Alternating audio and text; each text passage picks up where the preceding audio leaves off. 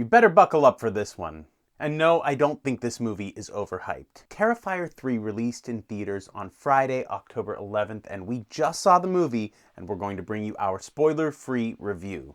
Before we jump into that, if you're new here, welcome to Dread Alert. I'm Vince. I'm Sarah. And between us, we have decades of production experience, from producing and directing to acting and writing, and we have a deep love of horror, so we're particularly suited to bring you this review of Terrifier 3. So let's kick things off with the opening. There's been a lot of hype about this opening, and honestly, I think it feels like a complete Art the Clown short film. It's 10 minutes start to finish, and it leads into the movie, but it feels like an entire narrative.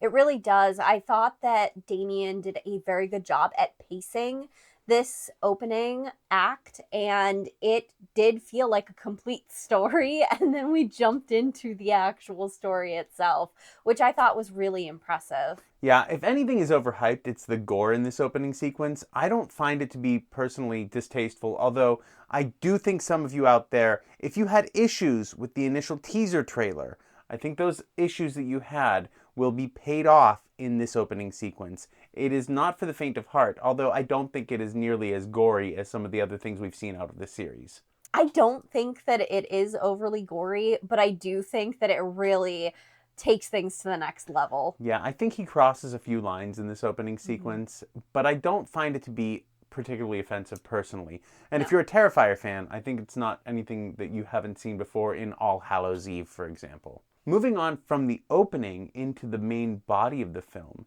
I think this film does a wonderful job of world building. We get a lot about Sienna and her backstory, which I know that a lot of people were looking for, myself included. We also got a little bit of backstory about Art, but not too much, which I thought was pretty good. Yeah, there are plenty of gaps left to fill and a lot of mystery created in the new information we did get, too. There's a lot of uncertainty for me personally, although I could piece together the story pretty well. I don't think there's been definitive answers. I don't think we ruined the mystery of Art the Clown and what makes Art scary. I will say another standout part of this world building is Victoria and her role in this film. I don't feel like we got enough out of her in Terrifier 2, and her role in this film was frightening and full of symbolism, and I was very excited by her performance. I really liked Victoria in this film. I liked her in the original Terrifier. I wish we would have gotten more of her in Terrifier 2, but she was downright scary in this movie. 100%. I don't feel like there was a wasted moment of her on screen, and there were some really nasty visuals, and I feel like the makeup they did for her was outstanding. Oh, that makeup. Can you imagine how long it took her to get that makeup put on? I don't know how she saw out of that makeup. I was thinking that in the opening sequences, is that her eye? Is that a fake eye? Where is she seeing from in this makeup design? I think Samantha Scafidi as Victoria was outstanding. But there are some other really standout performances in this movie. A lot of growth out of Lauren LaVera, who wasn't bad in Terrifier 2, but was just awesome in this film. I really was rooting for Sienna the entire time. I know that in our previous Final Girls video, I talked about how Sienna was in my honorable mentions solely because we hadn't seen a lot of her body of work yet. And wow, she really impressed me in this film. I think it was interesting watching her cope with the events of Terrifier 2 without giving too much away, but also still finding her strength when it was needed. She really just elevated herself. And I recently saw her in The Well as well, and I thought her performance was very strong there. I'm really excited to see what she does in the future. She's such a strong actor. I also really loved David Howard Thornton as Art the Clown. What a fantastic performance. He's always done such a good job in Terrifier and Terrifier 2, but I feel like he really bumped it up a notch in this movie. Yeah, there was a sense of glee out of him in this film, and I really respect his physicality. This role is physically demanding, and Art has a lot of action sequences in this, using various props of various weights, and to keep that energy level up throughout was really impressive. David Howard Thornton gives a career performance in this one specifically. In fact, the glee he shows as Art the Clown in this film is so noteworthy. Sometimes I feel like Art can be a bit mean-spirited. I think back to Terrifier and Terrifier 2, with the Cat of Nine Tails, with the scalpels and razor blades, and those sequences dragged on a little long and they were very mean. And I don't feel like we get that in this film. I feel like there is a levity to his performance. He's finding joy in some moments even that really surprised me. I had a very fun time watching Art the Clown in this film, which I can't say I had in the other previous films. There were several moments in the theater where we were laughing out loud, and I'm pretty sure we were the only two people laughing out loud. To be fair, we did see it on a Friday afternoon, but I do really find that his performance was so gleeful. There was a lot of camp involved in this performance this time that I really enjoyed. Campy performances are always great, but Art, yeah, he took it over the top this time, and it was spot on. It was exactly what this film needed to keep it light when you're also looking at some of these really grisly, gnarly, special effects heavy death sequences. I don't know that anything is going to top the bedroom scene in part 2 for me. I think that this film gets very close with the infamous scene that everyone is talking about, but I don't think it is nearly as mean-spirited as that bedroom scene. And so I think that if you can handle the bedroom scene, you'll be fine with Terrifier 3. I would agree with you. I think that the bedroom scene is definitely the pinnacle of Art's kills in this series so far. It is pretty gnarly. This movie does come close a couple of times, but I don't think that it quite gets to that level. It gets very close, but I think in the bedroom scene, Art amps it up and pushes it over the line, which makes it probably harder to watch.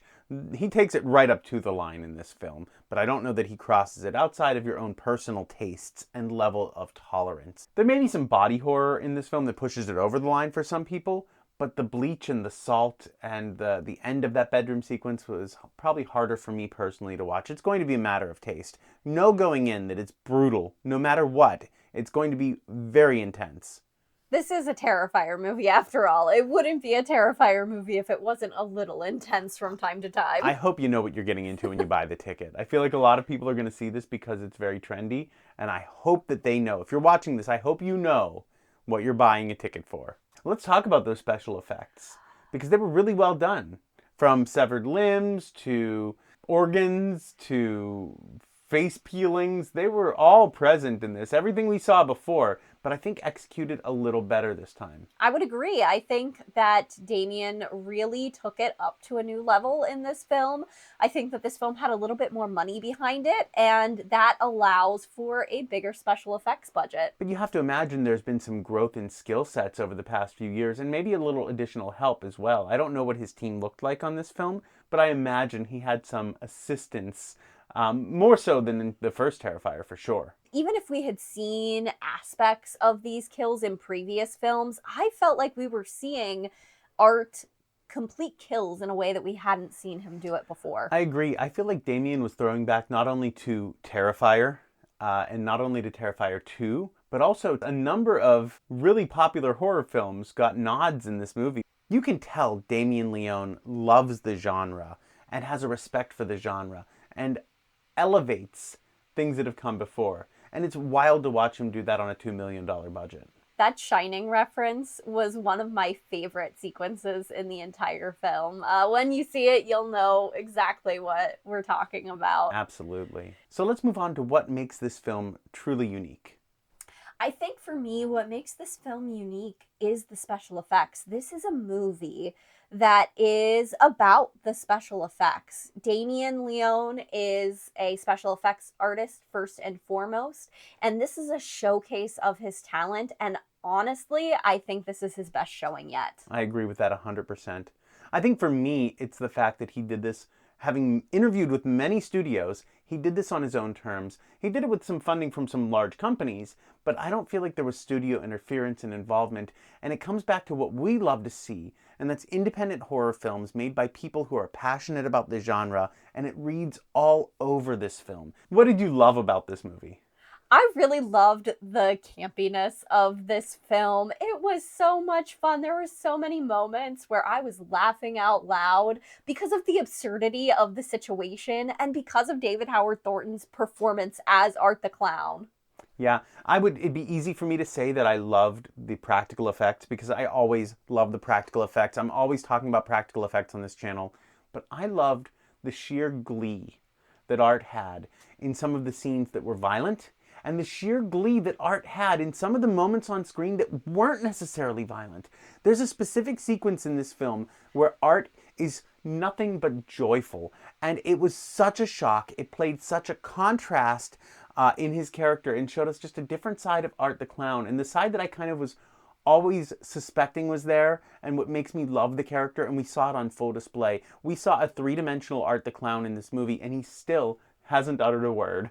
Exactly. And that sequence in particular, I think, was my favorite sequence in the entire movie. I am still talking about it. We were just talking about it before we started filming this review. I loved that moment so much, and it brought almost a realness to Art the Clown, which I never thought was something that I would ever utter. It's almost a childlike innocence that contrasts so well with the sadistic streak that we see Art have. What is your final verdict on Terrifier 3? Oh, my final verdict. Okay, so my final verdict is going to be an 8 out of 10. It is such a solid movie. Honestly, if you love Terrifier, if you love Terrifier 2, you're going to love this movie.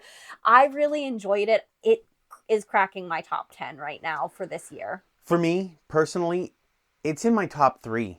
I think this is a solid 8 out of 10, maybe an 8.5, maybe a 9. I need to see it again, but it's somewhere in that 8 to 9 region. You need to get out there. If you can stomach it, you need to get out to the theater and see this as soon as possible for 2 reasons. One, because I think it's the best showing that David Howard Thornton, Damien Leone, Lauren LaVera, and crew have put up so far.